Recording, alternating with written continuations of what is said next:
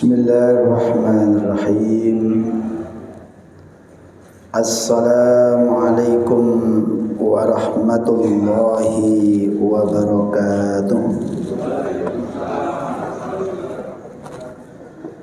Alhamdulillah wasyukru lillah ala ni'matillah. La haula wa la quwwata illa billah. Walhamdulillahilladzi hadana lihada linahtadiya laula an hadanallah. Ashhadu an la ilaha illallah wahdahu la syarika lah wa ashhadu anna Muhammadan abduhu wa rasuluhu la nabiyya ba'dah. Allahumma salli wa sallim wa barik ala Muhammad wa ala alihi wa sahbihi ajma'in wa man tabi'ahum bi ihsan ila yaumiddin. Wa qala Allah ta'ala fil Qur'anil Karim, a'udzu billahi minasy syaithanir rajim. Innamal mu'minuna alladhina idza dzukirallahu wajilat qulubuhum wa idza tuliyat 'alaihim ayatuhu zadatuhum imanan wa 'ala rabbihim yatawakkalun. Wa qala Rasulullah sallallahu alaihi wasallam,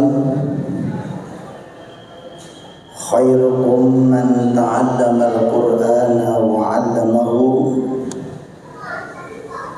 Wa fi haditsin ukhra, ballighu 'anni walau ayah. Sadaqallahul 'azim wa sadaqa Rasulullah sallallahu alaihi wasallam. Hadirin jamaah salat maghrib Masjid Nurul Hidayah yang dirahmati Allah. Alhamdulillah, kita bersyukur kepada Allah Subhanahu wa taala karena pada malam hari ini atau sampai pada malam hari ini kita senantiasa bisa menggunakan segala nikmat yang diberikan oleh Allah kepada kita untuk melaksanakan ketaatan kita kepada Allah. Dan disitulah sebagai wujud kita bersyukur kepada Allah Subhanahu wa ta'ala. Mudah-mudahan kita semua mendapatkan ampunan, rahmat dan ridha dari Allah Subhanahu wa ta'ala. Amin ya rabbal alamin. Tulisannya agak kurang terang Pak ya, backgroundnya ya, tapi insya Allah bisa dilihatnya. Jamaah yang dirahmati Allah, kita lanjutkan tadabbur Al-Quran kita, mutiara Al-Quran, sampai pada surat yang nomor 12, yaitu surat Yusuf. Kalau kita mendengar nama Yusuf, maka semua akan terbayang tentang ketampanan seseorang, yaitu Nabi Yusuf alaihi salam. Sebentar Pak, ada kekeliruan ngetik nih, Sabtu ya, Sabtu ya Sabtu. Jamaah yang dirahmati Allah, surat Yusuf, surat yang nomor 12. Surat nomor 12. Dan ternyata Yusuf itu 12 bersaudara. Ya. Gak tahu ini memang Allah membuat nomor sama dengan jumlah saudara atau gimana, wallahu alam ya. Jumlah ayatnya ada 111 dan kategori surat Makkiyah, surat yang turun di Mekah atau diterima oleh Rasulullah sebelum hijrah ke Madinah. Jumlah bersaudaranya Yusuf sebanyak 12 ini menurut tafsir, menurut riwayat, Nabi Yakub itu punya 3 orang istri. Nah, 3 orang istri, Pak. Monggo yang mau meniru. Dari 2 orang istri pertama dan kedua mempunyai anak 10, laki-laki semua. Dan dari istri yang ketiga, namanya kalau enggak salah Bu Atikoh, itu istri yang nomor 3, mempunyai 2 orang anak, yaitu Yusuf dan Benyamin. Nah, tentang Yusuf ini gambaran Bapak Ibu ya. Ini orang Suriah, ini ganteng ini ya, orang Suriah. Namanya Ismail Samir ya. Sering juga digunakan dalam film-film, termasuk film Umar bin Khattab, juga pakai orang ini, Umar bin Khattab ya. Namanya Ismail Samir, orang Suriah. Dalam sebuah hadis, Rasulullah menjuluki Nabi Yusuf itu dengan kalimat Al-Karim, Ibnul Karim, Ibnul Karim, Ibnul Karim. 4 kali Al-Karimnya. Al-Karim itu artinya yang mulia, Yusuf. Yusuf itu Al-Karim. Ibnul Karim, anaknya orang yang mulia. Siapa? Nabi Yakub. Ibnul Karim, kakeknya Yusuf itu orang mulia. Siapa? Nabi Ishak. Ibnul Karim, mbah buyutnya Nabi Yusuf itu orang mulia. Siapa? Nabi Ibrahim. Jadi Al-Karim Yusuf, Ibnul Karim Yakub, Ibnul Karim Ishak, Ibnul Karim Nabi Ibrahim. Istimewa itu Pak ya. 4 orang urut itu utusan Allah semua. Jamaah dirahmati Allah. Nah, dari 12 bersaudara itu dikisahkan ini 1 surat full Pak ya tentang Nabi Yusuf ya, sehingga ini untuk diringkas itu agak sulit Pak. Sebentar, untuk diringkas agak sulit. Sebentar. Kok ini tulisannya kuning, saya ubah biar jadi hitam ya, biar agak kelihatan. Masalahnya ini malam ya, ada sinar lampu. Baik. Ya, ayatnya juga terlalu terang ya. Gak apa-apa, mudah-mudahan bisa dibaca. Jadi 10 bersaudara lain ibu itu sejak awal sudah menanam kedengkian ya. Jadi tentang Nabi Yusuf ini, kalau dalam Al-Quran ada 14 halaman full mengisahkan keluarga Nabi Yusuf. Nah, sehingga kalau saya ringkas kisah Nabi Yusuf ini ada beberapa episode. Di sini saya tulis ada 6 episode. Jadi kalau yang kajian rutin 1 bulan 4 kali tiap pekan, itu pas 1 bulan baru selesai Pak. Karena ini 1 bulan sekali, nanti saya ringkas paling enggak 2 kali lah sudah selesai Pak ya. Jemaah dirahmati Allah, yang pertama Nabi Yusuf alaihissalam bermimpi dan dibuang oleh saudara-saudaranya. Bermimpi lalu dibuang oleh saudara. Ini ilustrasi Pak ya, ini mimpinya.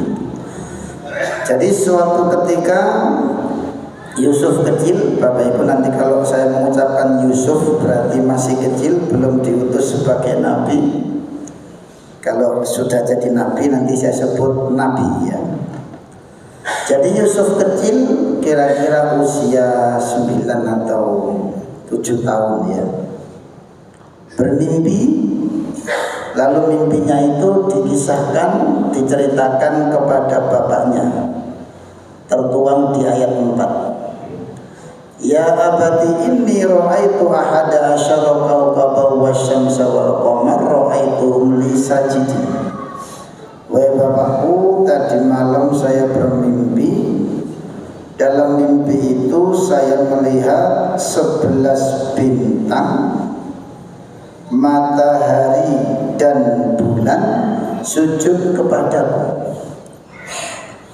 Mendengar kisah dari putra tercintanya, Nabi Yakub mengatakan, ya bunayya, wahai anakku, jangan engkau sekali-kali menceritakan mimpimu itu kepada saudara-saudaramu, karena saya khawatir mereka akan hasud kepadamu, akan berbuat jahat kepadamu. Ternyata walaupun tidak diceritakan kepada mereka, dari awal mereka sudah membenci Yusuf. Karena menurut mereka, sejak Nabi Yakub, bapak mereka itu mempunyai anak ragil yang nomor terakhir itu, 2 saudara yang terkecil itu, menurut mereka bapaknya ini enggak adil dalam membagi kasih sayangnya, sehingga mereka menyebut bapaknya itu fi dhalalim mubin, la fi dhalalim mubin. Bapak kita ini sesat, bapak kita ini kok cuma semiskin cili-cili itu loh, gimana gitu ya menurut mereka. Padahal namanya seorang bapak, Pak ya, sayang kepada yang terkecil kan wajar, Bapak ya. Wong sing cilik dhewe, sing paling ngeruju kan. Lah mosok sampai segede jaluk dipangku, jaluk didusi kan ya tidak mungkin ya. Ya ini kisah ya. Kisah dalam keluarga. Bisa jadi keluarga kita mengalami hal semacam ini. Antara anak satu dengan yang lain itu beda-beda. Sehingga karena sudah dari 10 saudara itu sepakat ingin supaya bapaknya itu kembali menyayangi mereka, maka ada salah satu yang paling jahat di antara mereka, namanya Yehuda ya. Yang sekarang orang menyebut turunan Yahudi itu dari saudaranya Yusuf. Namanya Yehuda itu kemudian mengusulkan, uqtulu Yusuf, hei saudara-saudaraku, kita habisi aja Yusuf itu, biar nanti bapak kita kembali kondisinya baik-baik saja dengan kita. Ini Pak, kita habisi saja, kata dia. Lalu ada saudara yang lain yang sebenarnya sama dengan pemikiran mereka, tapi masih ada rasa empati kepada Yusuf yang mereka benci itu. Lalu dia mengusulkan, la taqtuluh, jangan bunuh dia. Menurut saya jangan dibunuh, dosa besar. Tapi kita lenyapkan, dalam arti kita buang ya. Kita buang saja, ini la taqtuluh Yusuf, kita buang saja. Kita buang ke sebuah tempat yang namanya di sana ada sumur tua, fi ghayabatil jubbi ya. Ini fi ghayabatil jubbi. Lalu mereka sepakat ingin mengajak Yusuf ke tempat yang dimaksud. Lalu mereka merayu bapak mereka, wahai bapak kami, ya abana, ya abana. Hati-hati kalau ada kaligrafi, banyak di Google ya kaligrafi ya abana, itu kaligrafinya orang Kristen itu. Wahai bapak kami di surga, ketik yang bawa Google kaligrafi ya abana, itu kaligrafinya orang Kristen, pakai tulisan Arab. Kemarin ada penyanyi dari Lebanon, Nancy Ajrom, diundang ke Indonesia, pakai lagu Arab, ya memang orang Arab bahasanya, tapi pakainya minimalis, pakainya lagu bahasa Arab. Dan ternyata sebelum dia ke sini lagunya sudah sering dipakai sholawatan, Pak ya. Dianggap itu lagu Islami karena berbahasa Arab. Padahal dia agamanya Kristen ya, agamanya Kristen, Nancy Ajrom itu ya. Dan baru banyak yang sadar kok selama ini dipakai sholawatan lagunya itu. Padahal itu lagu romantis, tidak ada hubungannya dengan agama Islam ya. Baik, jamaah yang dirahmati Allah. Lah setelah disepakati mereka meraih bapaknya, wahai bapak kami, tolong izinkan kami mengajak Yusuf untuk bermain. Masuk Yusuf kok di rumah saja, kuper nggak tahu mana-mana. Tolonglah sesekali diizinkan untuk bermain bersama kami, menggembala binatang-binatang kami. Jadi para saudara Yusuf itu pekerjaan sehari-harinya adalah mengembala kambing. Lalu Nabi Yakub menyampaikan kegelisahannya, wahai anak-anakku, aku bukannya tidak mengizinkan, tapi saya khawatir karena Yusuf adikmu ini masih kecil, nanti dia nggak bisa mengamankan dirinya. Wahai bapak kami, kata mereka, bukankah Anda melihat kami adalah orang-orang yang kuat? Anda khawatirkan kalau nanti Yusuf dimakan serigala? Ya kecil apa urusan serigala dengan kami itu. Terus pokoknya tolong izinkan Yusuf untuk bermain bersama kami. Singkat cerita, dengan berat hati bapaknya mengizinkan. Lalu setelah diizinkan, sudah mereka bersenang hati karena niat jahatnya akan terrealisasi. Akhirnya setelah sampai di tempat penggembalaan, mereka sudah sepakat untuk membuang Yusuf ke sumur tuanya. Namun mereka sudah merencanakan sebelum Yusuf dibuang ke sumur, bajunya dilepas, kemudian baju nanti itu dibuat barang bukti, lalu dilumuri darah dari darah kambing yang mereka sembelih. Setelah mereka melepaskan Yusuf ke dalam sumur, para jamaah sekalian, maka berikutnya Yusuf diambil atau ditemukan oleh orang-orang yang lewat, ya, sayyarah namanya. Sebelum itu, setelah mereka membawa Yusuf ke dalam sumur, kemudian dengan membawa baju yang berlumuran darah, mereka pulang agak petang gitu ya. Di sini disebutkan isyaan, ya, isyaan, waktu isya itu agak petang. Ya bekuna, mereka pura-pura menangis. Isyaan ya bekun, waktu isya mereka pulang dan pura-pura menangis. Sehingga orang Indonesia ngomong nangis terisak-isak itu lah ya. Jadi isya itu waktu petang, maksudnya isya itu ya, digabung jadi nangis terisak-isak itu ya. Itu nangis kebohongan. Lalu mereka dengan gaya menangis semuanya, ya ini mungkin gara-gara ini orang laki-laki kalau nangis air mata buaya itu loh ya. Karena nangisnya nangis kebohongan, dengan menyodorkan baju yang berlumuran darah kepada bapaknya, wahai bapak kami, mohon maaf, kami telah lalai ketika di tempat penggembalamaan kami bermain-main dengan saudara-saudara kami kejar-kejaran, kami tinggalkan Yusuf dekat barang-barang kami, lalu Yusuf dimakan serigala. Ini buktinya bajunya berlumuran darah. Nah, ketika Nabi Yakub menerima baju yang berlumuran darah itu, Nabi Yakub sudah madeg gitu Pak. Nabi Yakub tahu kalau anak-anaknya itu bohong, tapi nggak ngomong. Karena apa? Nabi Yakub sudah menganalisa, loh kok serigalanya baik hati. Mereka bilang Yusuf dimakan serigala, tapi bajunya utuh, namun penuh darah.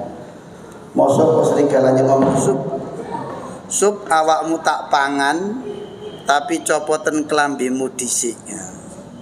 Jadi Nabi Yakub sudah yakin mereka bohong, Bapak Ibu. Jadi lalu Nabi Yakub menyimpan hal itu dalam hati. Dengar Pak ya. Ya sih, ditunggu aja. Berarti konslet Pak ya. Konslet ya. Ya ditunggu aja eman suara saya. Mungkin lampunya sebagian bisa dimatikan. Ya, lampu-lampu bisa dimatikan. Iya, biasanya. Ini enggak biasanya. Ya. Ya, mungkin lampu-lampu bisa dimatikan sebagian. Ya, baik. Jadi Nabi Yakub dengan firasat atau feeling kenabiannya merasa yakin anak-anak itu berbohong, tapi Yakub tidak mau menjatuhkan mental mereka. Gitu-gitu mereka juga.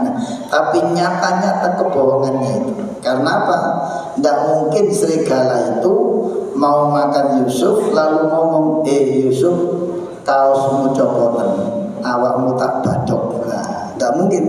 Itu sudah tertanam dalam hati Nabi Yakub. Tapi Nabi Yakub tidak mengomongkan itu kepada mereka karena takut mental mereka jatuh. Jamaah yang dirahmati Allah.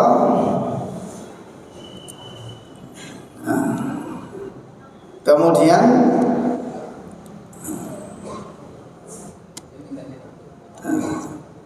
peristiwa berikutnya para jamaah sekalian, ada serombongan kafilah dagangnya. Kadang orang nyebut liru khalifah ya, kafilah. Ada kafilah dagang yang lewat, yang mereka membutuhkan air.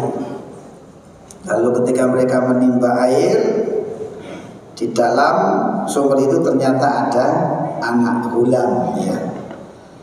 Diriwayatkan ada dua pendapat yang berbeda.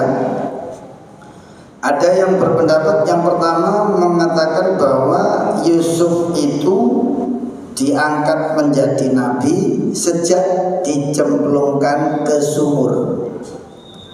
Karena ketika dicemplungkan ke sumur, ternyata di sumur sudah ada malaikat Jibril. Sehingga malaikat Jibril mengatakan, Yusuf, tenang kamu di sini. Mereka melakukan ini kejahatan kepadamu, nanti mereka akan tahu akibatnya. Itu dalam tafsir ya, dalam riwayat. Pendapat kedua menyebutkan Yusuf diangkat sebagai nabi utusan Allah ketika berada dalam penjara. Karena dalam penjara itu Yusuf berdakwah tentang tauhid ya. Baik. Nah, ketika kafilah dagang itu ya, alhamdulillah, ketika kafilah dagang itu menemukan Yusuf, si anak kecil yang ganteng itu, lalu dibawa ke pasar budak. Dibawa ke pasar budak. Saya pernah bercerita bahwa di pasar budak itu mengerikan Bapak Ibu. Termasuk di zaman Rasulullah. Orang-orang yang menjadi budak oleh orang lain itu, cara mereka memperdagangkan budak supaya kelihatan dan harganya mahal. Itu di samping fisiknya kuat, lalu budak itu disestempel Pak. Stempel itu bukan stempel dengan stempel kertas itu. Stempelnya dari besi yang dibakar, dipanaskan sampai berwarna merah itu. Kalau orang goreng sego berwarna merah itu Pak ya, lalu ditempelkan ke punggungnya. Itu stempel manusia saat itu. Termasuk stempel kuda itu loh Pak, kuda yang bertanda khusus. Itu maksudnya kuda yang ada stempelnya itu. Itu stempelnya pakai besi yang dipanaskan. Nah, namun qadarullah, Allah yang berkehendak, Yusuf dibawa ke pasar budak itu tidak digitukan. Lalu ada rombongan kerajaan ke pasar itu mencari budak. Nah, lalu Yusuf dibeli oleh seorang menteri ekonomi ya. Kalau dalam riwayat disebut namanya Pak Kitfir, suaminya Bu Zulaikha itu Pak. Namanya Pak Kitfir. Ada yang menyebut Putifar ya, Pak Kitfir. Nah, ketika Pak Kitfir itu mencari budak, awalnya ingin mencari budak yang istimewa, yang bisa bekerja keras. Tentunya orang nyari budak itu yang bisa bekerja keras Pak. Tapi ketika melihat Yusuf kecil itu di sana, hatinya berbelok loh. ini kok ada anak kecil laki-laki ganteng pisan. Lalu beliau ingat sama istrinya yang namanya Bu Zulaikha itu. Karena beliau juga nggak punya anak, akhirnya membeli Yusuf kecil itu. Sudah ingat kepada mudah-mudahan nanti bisa dijadikan anak dalam keluarganya.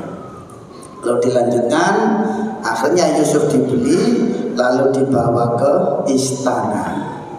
Luar biasa, dari situ sudah ada sesuatu yang luar biasa. Mereka para saudaranya Yusuf ingin membuang Yusuf supaya Yusuf hidupnya sengsara, jadi budak, hidupnya solo. Tapi ternyata apa? Malah hidup di istana dan diangkat anak oleh keluarga Bu Zulaikha. Jadi hidupnya seperti putra mahkota.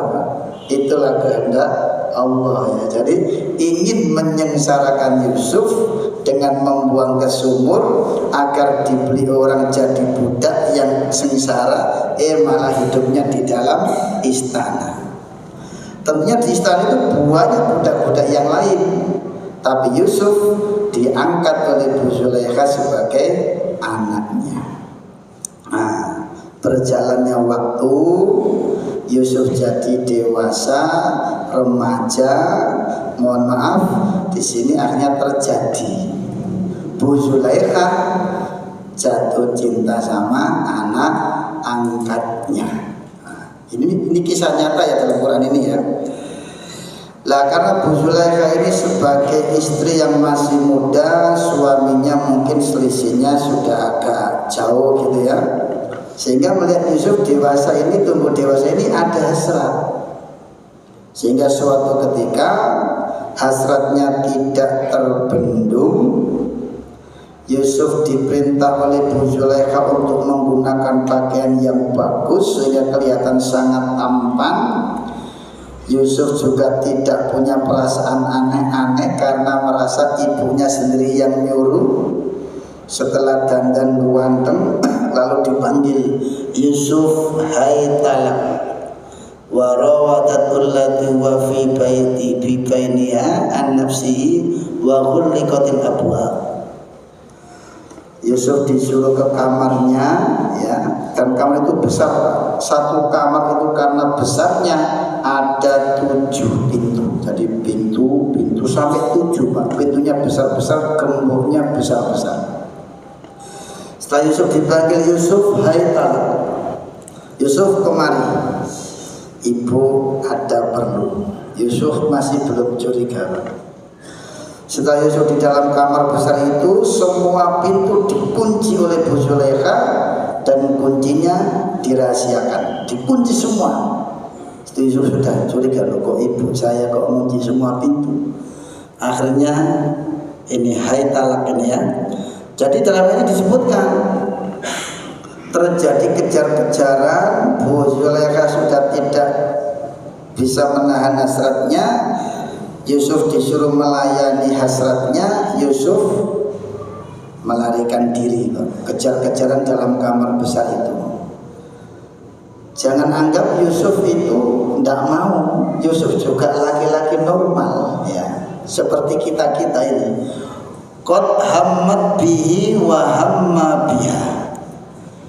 Kalau masalah hasrat, Yusuf juga normal ya, kalau keinginan ya punya.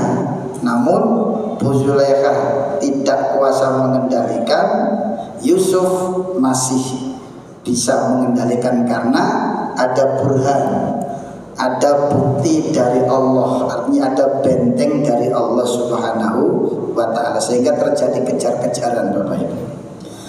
Lapas kejar-kejaran itu tertangkap Yusuf, ditarik bajunya, Yusuf meronta, pas pintu itu terbuka. Qadarullah, Bu Zulaikha juga heran.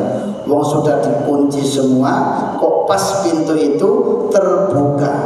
Pas pintu terbuka, Yusuf ditarik baju belakangnya, pas di depan pintu ada Tuan Kitfir, ada suaminya Bu Zulaikha. Lah Langsung sebelum Yusuf ngomong, didahului Bu Zulaikha, wahai Tuhan, apa hukuman yang akan Anda berikan kepada orang yang ingin berbuat jahat kepada keluarga Anda? Maksudnya kepada istri Anda. Loh, Yusuf kaget, loh, lah kok Bu Zulaikha ngomongnya begitu? Karena mendapat laporan begitu, Pak Kifir langsung ya pasti akan saya hukum berat. Yusuf bingung, Pak, ngomong apa ini? Nggak salah tapi langsung dituduh salah. Qadarullah, di dalam istana itu ada satu keluarga yang punya anak kecil, balita ya. Anak kecil itu tiba-tiba mukjizatnya Allah, anak kecil itu bersaksi. Padahal anak kecil ini secara normal belum komunikasi ya, tapi bersaksi demi Allah, demi Tuhan mungkin gitu ya. Saya bersaksi jika Yusuf sobek bajunya bagian depan, maka Yusuf yang bersalah dan Bu Zulaikha yang benar, tidak bersalah.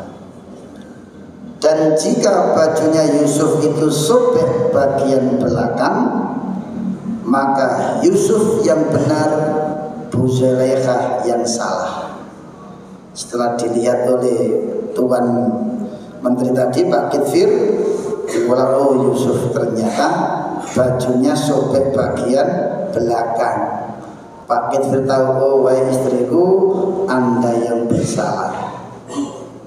Tapi ini dirahasiakan, Pak.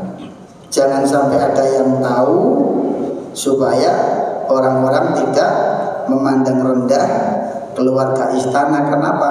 Ibu angkat demen sama anak angkat itu dianggap aib yang sangat besar, Pak.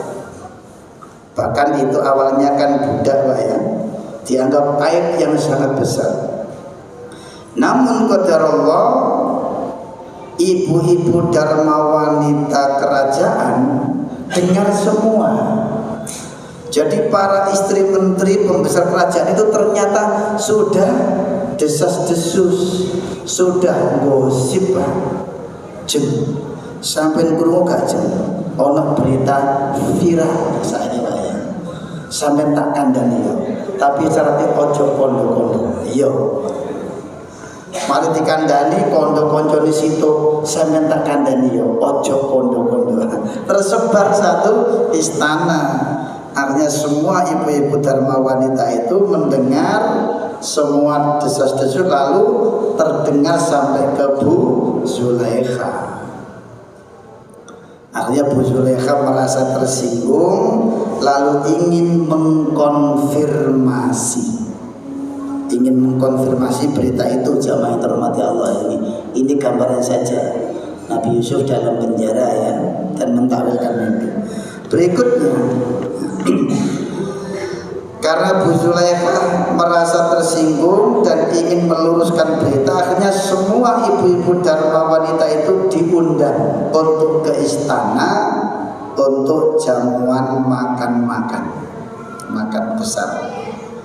Setelah semua datang, disediakan satu meja, setiap meja ada satu piring untuk satu ibu, dan ada pisau yang tajam untuk mengupas buah. Jadi dikomando, ibu-ibu semua, nanti kita makan bersama, mengupas buah, nunggu komando dari saya. Silakan semua buahnya dipegang. Buah yang bisa dikupas biasanya mungkin mangga, mungkin Pak ya. Dipegang buah mangganya, siapkan pisaunya, nanti mulai mengupasnya, tunggu komando saya. Setelah semua siap pegang buah dan pisau, Yusuf dipanggil untuk keluar. Yusuf, ukhruj ilaihinna. Yusuf, keluar kamu kepada ibu-ibu. Siapa ibu-ibu itu? Silakan ibu-ibu mengupas mangganya. Waktu Yusuf keluar menyapa mereka, mereka kaget ibu-ibu. Hasya lillah, masya Allah, ini bukan manusia, ini malaikat ini. Ganteng, gara-gara gantengnya Yusuf, mereka melihat Yusuf itu, lalu mereka mengupas mangga itu. Mereka nggak sadar yang dikupas itu bukan mangga, Pak, tapi jari-jarinya dikupas dan tidak terasa, berdarah-darah. Lalu Yusuf dipanggil, "Hei Yusuf, kembali kamu ke dalam." Ibu-ibu masih nggak sadar. Ibu-ibu berhenti, ngupasnya berhenti. Tolong dilihat masing-masing ke arah tangannya, apa yang sudah dikupas itu. Mereka baru sadar, teriak kesakitan karena yang dikupas ternyata jari-jari mereka. Lalu Bu Zulaikha merasa terobati. Wahai ibu-ibu dharma wanita semua, apa yang terbayang di hati panjenengan? Panjenengan menuduh saya berhasrat kepada anak angkat saya. Bagaimana saya kuat? Wong panjenengan saja baru satu kali melihat panjenengan sudah lupa dengan suami. Satu kali loh ya. Sampai lihat cuma satu kali sudah lupa dengan suami. Sampai ngiris jarinya pun tidak sadar karena melihat orang ganteng. Lah bagaimana dengan saya? Tiap hari, tiap menit, tiap jam lihat Yusuf yang ganteng itu, sementara suami saya sering keluar rumah karena urusan sebagai menteri. Jarum super, jarang di rumah, suka pergi. Nah, saya sering dengan Yusuf berdua di rumah, mana tahan. Kata film Dono Kasini itu loh ya, mana tahan. Nah, panjenengan melihat satu kali sudah lupa dengan suami. Walaupun berita itu kemudian sudah dikonfirmasi, Bu Zulaikha tidak salah karena khilaf, Pak ya, namun tetap Yusuf harus dipenjara supaya tersebar beritanya bahwa seakan-akan Yusuf itu murni bersalah, para jamaah sekalian. Singkat cerita, Yusuf dijebloskan dalam penjara. Kemudian dalam penjara itu Yusuf mengatakan, Rabbi sijnu ahabbu ilayya, ya Tuhanku, dalam penjara itu lebih baik buat saya. Sebab apa? Ternyata di istana juga setannya lebih hebat, para jamaah sekalian. Kata Pak Mahfud MD, kalau di istana itu malaikat pun bisa jadi iblis. Kata Mahfud MD loh Pak ya. Padahal tidak ada sebenarnya malaikat yang jadi iblis, tidak ada yang jadi iblis, itu jin Pak ya saat itu ya. Itu ternyata namanya majas hiperbola Pak. Karena saking hebatnya godaan di dalam istana dan dialami oleh Yusuf, sehingga Yusuf mengatakan penjara lebih baik buat saya. Akhirnya Yusuf masuk penjara, para jamaah sekalian. Singkat cerita, di dalam penjara itu berbagai penghuni, karakter penghuninya, termasuk siapapun yang masuk penjara pasti disiksa oleh kepala gengnya dalam penjara. Termasuk Yusuf ini juga disiksa oleh kepala gengnya itu. Namun qadarullah, kepala geng yang menyiksa ini dalam riwayat ya heran. Biasanya orang yang disiksa oleh mereka itu sampai mati dan teriak-teriak kesakitan. Tapi Yusuf ini sepertinya enggak merasa sakit sama sekali, sehingga mereka bosan menyiksanya itu riwayatnya. Lah, dalam penjara itu suatu ketika ada dua orang pemuda yang sudah lama di tahanan itu. Dua orang ini bermimpi Pak, bermimpi. Lalu mereka mendatangi Yusuf karena mimpinya itu menurut mereka ada firasat sesuatu, tapi mereka tidak bisa menakwilkan mimpinya. Akhirnya mendatangi Yusuf karena sudah dikenal Yusuf itu sebagai orang alim dalam penjara itu dan tiap hari berdakwah tentang ketuhanan, ya, tentang tauhid. Akhirnya dua orang ini mendatangi Yusuf, ya.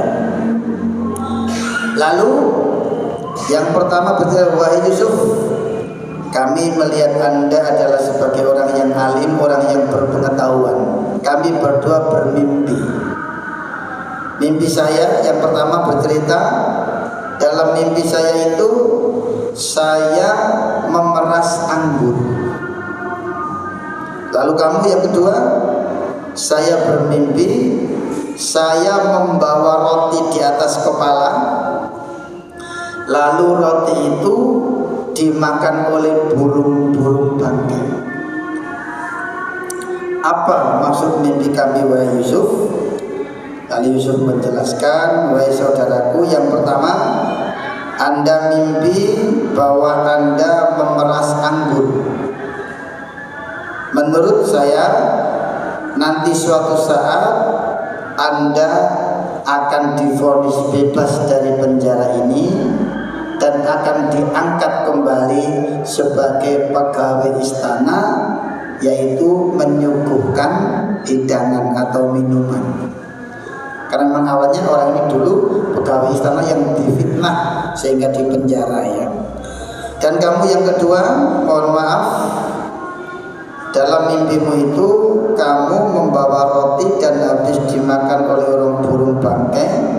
Nanti kamu akan divonis dihukum mati dengan cara digantung sampai mati, dan jasadmu dibiarkan di tiang gantungan itu tidak dikubur, dan nanti akan habis dimakan oleh burung bangkai dari kepalamu itu. Mohon maaf, gitu ya. Namun diriwayatkan dua orang yang mimpi ini sudah bertauhid, ikut tauhidnya Nabi Yusuf. Nah, dalam penjara itu Yusuf berdakwah. Semua orang penghuni penjara yang awalnya penjara itu kumuh, kotor, bermusuhan, sering berkelahi, semua mendapatkan pencerahan dari Nabi Yusuf. Sehingga di penjara itu yang asalnya kumuh, kotor, berkelahi jadi bersih, Pak, seperti hotel. Dan mereka malah jadi kerasan di dalam penjara karena dirubah oleh Nabi Yusuf ini kisahnya. Sudah masuk waktu adzan. Adzan dulu, Pak, ya. Nanti dilanjutkan sedikit karena masih separuh ini, ya. Nanti sampai akhir tahun ini, Pak, kisah ini, Pak, ya. Ya, bulan depan kan sudah Desember, ya. Kisahnya sampai akhir tahun. Monggo adzan dulu sambil saya merubah.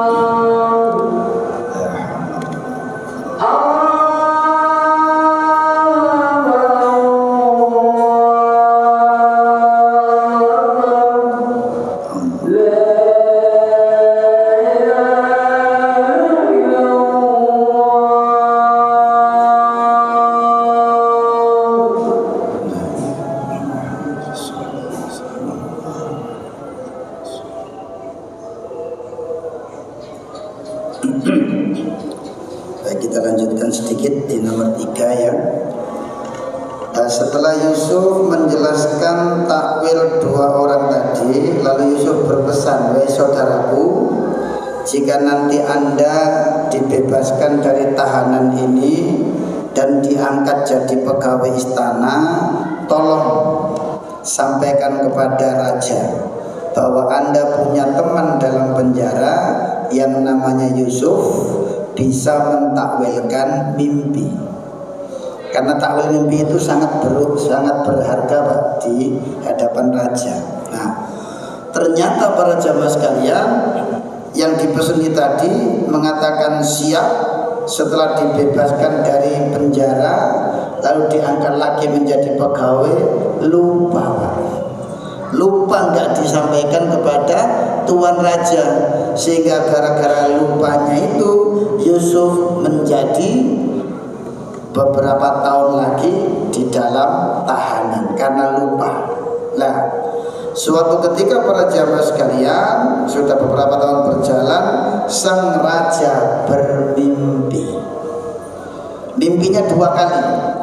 Mimpi di malam pertama, raja itu melihat dalam mimpinya itu ada 7 ekor sapi gemuk dimakan habis oleh 7 ekor sapi kurus.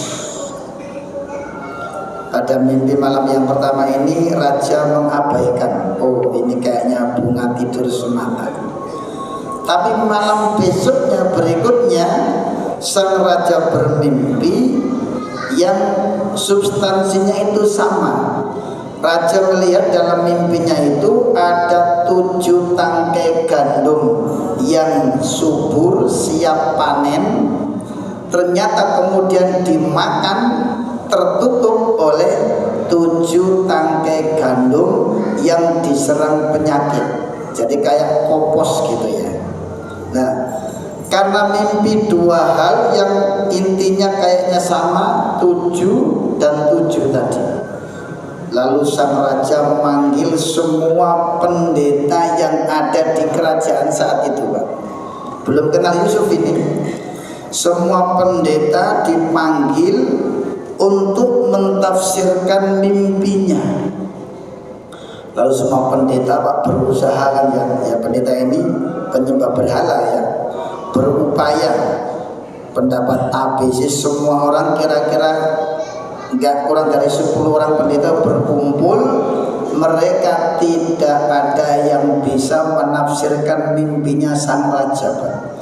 Akhirnya dengan berani mengatakan, wahai tuan raja, sesungguhnya mimpi panjenengan ini adalah mimpi yang kacau, enggak ada maknanya sama sekali. Raja digitukan marah Pak. Kalian ini pendeta iso badok tok ae gitu ya. Karena para pendeta ini sering berbohong kepada raja. Pak raja nggak tahu. Para pendeta ini sering mengajukan dana untuk bakti sosial untuk umatnya, padahal dimakan sendiri. Nah ini raja marah ini, iso injuk duit tok ae. Kok nafsu mimpi gini aja nggak bisa. Karena para pendeta itu dimarahi gak bisa menafsirkan, lah baru orang yang karyawan yang diangkat tadi ingat, ya Tuan Raja, mohon maaf karena raja bermimpi dan tidak ada yang menafsirkan, saya jadi baru ingat di penjara saya dulu saya punya teman namanya Yusuf. Jadi raja ini orang lain Pak, bukan tuan menteri tadi ya, tapi orang lain lagi raja. Oh iya coba panggil bawa ke sini. Akhirnya Yusuf dipanggil, menghadap kepada raja, lalu raja menceritakan mimpinya tadi. Lalu Yusuf menjelaskan, wahai tuan raja, melihat mendengar dari kisah panjenengan dalam mimpi itu 7 ekor sapi gemuk dimakan 7 ekor sapi kurus dan 7 gandum yang siap panen, kemudian diserang oleh 7 tangkai gandum yang berpenyakit itu adalah nanti kerajaan panjenengan ini dalam waktu dekat tidak lama lagi akan mengalami 7 tahun masa subur. Dan berikutnya setelah 7 tahun masa subur itu habis, lalu akan mengalami 7 tahun masa paceklik. Oleh karena itu saran saya, jika nanti masa itu terjadi, maka 7 tahun masa subur ini Tuan Raja harus menanam gandum yang banyak, sebanyak-banyaknya di masa subur itu, lalu gunakan secukupnya, yang lainnya disimpan untuk persiapan jika 7 tahun itu datang masa paceklik. Dan diriwayatkan di sana Yusuf itu mengajarkan supaya gandum itu tidak rusak. Itu cara panennya tidak dilepaskan dari tangkainya Pak, tapi tetap nempel di tangkainya. Itu yang ditiru oleh orang desa itu loh Pak. Kalau panen padi itu tetap di tangkainya, itu yang digendel itu yang bikin awet itu. Nah, singkat cerita para jamaah sekalian, tinggal 1 menit setengah ya. Akhirnya Nabi Yusuf karena sudah merasa berhasil dan Tuan Raja itu puas dengan penjelasan Yusuf, lalu Yusuf direhabilitasi, dibebaskan dari tahanan dan diangkat jadi bendahara. Namun sebelum itu Yusuf menyatakan, wahai Tuan, terima kasih jika saya dibebaskan dari penjara, tapi ada syaratnya. Panjenengan Tuan harus memulihkan nama baik saya. Sebab selama ini saya dimasukkan penjara itu karena saya dituduh mengganggu istrinya Pak Menteri, dan itu saya tidak terima karena buktinya tidak begitu. Jadi mohon nama saya dipulihkan. Bahasa sekarang Pak ya, pencemaran nama baik. Tuan Raja menyatakan siap ya, dengan mendatangkan bukti-bukti. Bu Zulaikha didatangkan, kemudian disuruh mengakui bahwa Yusuf tidak bersalah. Nah, setelah kemudian Yusuf dipulihkan nama baiknya, tidak bersalah, Yusuf mengatakan ini, Rabbi ja'alni, ada sebentar ya. Yusuf itu qala ja'alni ala khazain ardi, wa Tuan Raja, tolong jadikan aku menteri keuangan, bukan purbaya Pak ya. Nah, di sini jelas Yusuf minta jabatan. Cara misalkan nggak boleh. Kenapa Yusuf minta? Karena Yusuf tahu di sekitaran Tuan Raja itu banyak pengkhianat Pak. Itu kisahnya. Jadi orang-orang di sekitar kerajaan itu, para menteri itu banyak yang berkhianat. Makanya Yusuf ini minta supaya diangkat untuk membersihkan semua itu. Nah itulah nanti kisahnya kita lanjutkan karena waktunya sudah habis. Mudah-mudahan kita bisa mengikuti berikutnya. Jadi nanti apa yang dilakukan oleh Yusuf ketika Yusuf menyatakan minta diangkat menjadi menteri keuangan, karena Yusuf tahu saat itu kondisi istana tidak baik-baik saja. Kok yo pas Pak ya kisahnya ya. Padahal yo gak niat ngepas ini. Jamaah yang dirahmati Allah, untuk hari ini demikian. Mudah-mudahan kita bisa melanjutkan di pertemuan berikutnya bagaimana nanti yang dilakukan oleh Yusuf ketika memegang amanah sebagai bendahara kerajaan. Demikian untuk hari ini. Mohon maaf belum ada pertanyaan Pak ya, karena belum selesai Pak ya. Mudah-mudahan bermanfaat. Walafu minkum billahi taufiq wal hidayah. Subhanakallahumma wa bihamdika asyhadu an la ilaha illa anta astaghfiruka wa atubu ilaik. Assalamualaikum warahmatullahi wabarakatuh.